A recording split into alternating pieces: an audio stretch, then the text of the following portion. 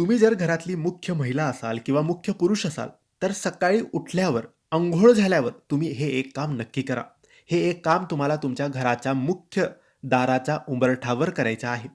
जेव्हा आपण सकाळी आपल्या घराचा मुख्य दरवाजा उघडतो, तेव्हा आपण तो दरवाजा उघडल्यावर एका तांब्यात किंवा ग्लासात पाणी घेऊन जायचं आहे, शुद्ध पाणी. आणि ते पाणी आपल्या उंबरठ्यावर तुम्हाला शिंपडायचं आहे. थोडं पाणी उंबरठ्याच्या बाहेर सुद्धा शिंपडायचं. हे का करायचं?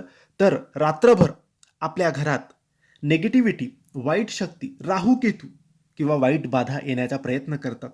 पण आपलं घर पवित्र असल्यामुळे, दैवीय शक्ती आपल्या घरात असल्यामुळे ती ऊर्जा आपल्या घरात प्रवेश करू शकत नाही आणि ती मग आपल्या उंबरठ्याच्या बाहेरच थांबते.